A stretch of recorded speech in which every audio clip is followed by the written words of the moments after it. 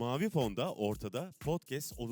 bölüm Stopgap Dance Company ile yaratıcı süreçte erişilebilirlik yazıyor. Sağda yuvarlak içerisinde üstte moderatör Serkan Bozkurt ve konuşmacılardan Lucy Bennett ve Monique Dijeret'in görselleri. Sol üst köşede British Council logosu, en altta sosyal medya linkleri. Devamında ekran ikiye bölünüyor. Solda konuşmadan görüntüler ve çeşitli görseller. Sağda işaret dili tercümanı. Sol üst köşede British Council logosu. Hello everyone.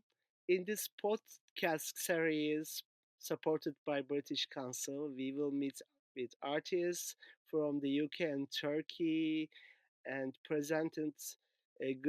presenting good model of accessibility in arts. Today, I'm so happy we are meeting with Stopgap Dance Company with Lucy Bennett and Monique Javed. Lucy Bennett is the choreographer and artistic director of the company, and Monique Javed is also assistant artistic director and dance artist. I watched them in Unlimited Festival and also in another festival in the street. It was amazing show. Me and my company members of another dance company are fan of you actually. They were the reason that I follow you and I met with your amazing works, and we are still following you. First, I would like to meet you. Lucy, you are the choreographer and artistic director of the company. Can you talk about your role in the company a little bit? Sure. So I'm the co-artistic director of a dance company called Stopgap Dance Company, and we're based in the south of the UK. We've been running for nearly 30 years, and many of the company members that were in that original company are still with us. So people stay for a long time. We employ disabled, non-disabled, deaf, neurodivergent artists and creatives, and together we make what we feel is original, innovative work because there's so much diversity on stage and off stage. And we get to tour the world with these productions, and we make stage work like lived fiction. We make outdoor work like Frock, or our latest work, which is called Rotes, which is created by our wheelchair dancer Nadam Poen. And we also make digital work. So we have some films online, artificial things. And we've also got a YouTube playlist or channel called Home Practice, where you can actually um, do a workshop with Stopgap that's been pre-recorded and it's online. It's great. Thank you very much for very good start. And Monique, can you tell about your role in the company? I watched your great performance. It was amazing. Please tell about you more. Yes, so hi, I'm Monique. I'm a dance artist with Stopgap Dance Company. I am also on a program called Future Leaders Program, which is there to create and develop more disabled leaders in a higher position within the dance industry. And under that, I am assistant artistic director. Yeah, and I am one of the dancers in Lived Fiction, which you have seen. And it is actually my first sort of touring and working in a dance company. And yeah, it's been an incredible journey so far. I've been with the company for 3-ish years. So I'm quite a new dancer to the company. But yeah, working with Stopgap has been amazing, and to be able to work with so many different people, different backgrounds, and creating original work, as Lucy had mentioned, has been great. Yes. After I watch your performances, it really attracts me so much how your dancers and also the choreography powerful, and it's really touched the audience. I really saw that you had so many researches. I think about the concept, and also technically for me it was the best model how you bring the accessibility issues in the artistic work. So Stopgap Dance Company has a long story, and how you use the accessibility in your creative process, and from the open call to audition to rehearsals to shows and tourings. I'm so curious about your implementations in accessibility. So we can talk about two sides of accessibility. We have the access for the artists and the people that the company employs, and like you say, the audition process and things like that. And Mo, you could probably talk a little bit about access riders and things.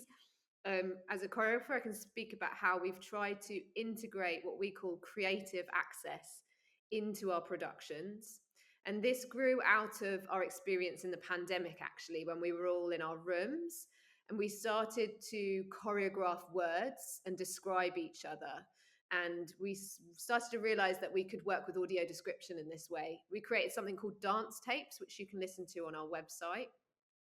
And then from this, we decided to change what production we were going to do. And so I came with this concept of just simply putting inclusive dance and creative access for disabled audiences into a production and not dressing up any narrative or any themes and just sharing that with the audience. And so we got together the best kind of collaborators on that. We worked with Ben Glover, who created the creative captions, and he's a deaf artist. We worked with Dougie Evans, who created the music, and he worked with thinking about how the sound could support visually impaired audiences to enjoy the production, also like miking up the sounds of Nadan's wheelchair when he was on the stage, and how the music would also support the audio description, which was delivered and co-created with our access artist Lily Norton. And that's been a real development for the company to actually employ somebody as an access artist who can really support with access for the artist, but then also come into the production as an artist and say, let's think about the aesthetics of access and how we can make it support the actual production. We also worked with the costume designer, Ryan Light, who also supported the idea that I had of having audible costumes, which meant that each performer had some sort of sound, so you could almost track them around the stage was the idea. And then I think the final thing was we had a lot of disabled consultants come into the production right from the very start of rehearsals to the end, where we had focus groups and they could give feedback on whether the access was working with for them or whether it was overwhelming. And we had lots of different feedback, and that then really helped us focus on what was important for the production. But Mo, maybe you want to speak about access riders and the company access. Yeah, so me being one of the artists, to make sure that I'm able to work to the best of my ability, there's things like access riders, which is a document that a lot of us will have, and it will sort of break down everything that we need, any support, any requests, not like a celebrity, but for things like, for example, I can't travel and work and travel all in one day. So knowing that I need rest, yeah, things like that. So that's what that document sort of has, and just making sure that I've got the correct support.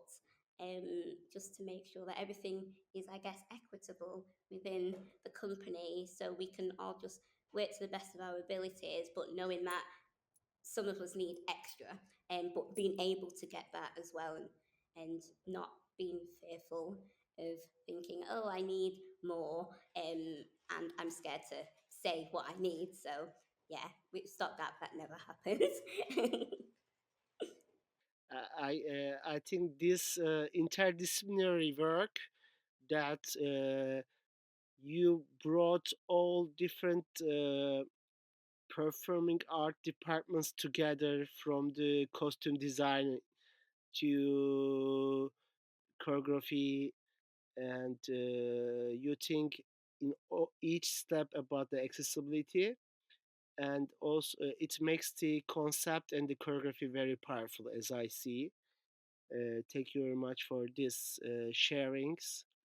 It firstly motivate me more to continue. Thank you very much. I think your work brought the award. Can you talk about this award a little bit? Sure. So, Live Fiction, the production that was on at the South Bank Centre, and we shared an extract at Sadler's Wells. Um, Not only did it get nominated as one of the best dance productions of 2025 by The Guardian, we also won an award for innovation in dance from One Dance UK. Um, so Mo, myself, and Hannah Sampson, who has Down syndrome, we went up to collect the award, and Hannah made a little speech, didn't she? And we got a photo taken. And yeah, the team are really, really chuffed to be recognized for that kind of innovation and originality that bringing the access and the inclusive dance together on the stage did. It's great. I was so happy when I hear about it, and I wish you will take more and more awards. I would like to talk something else. Do you make research on accessibility? Do you have some researches or in rehearsals, or you have maybe researching issues as a concept?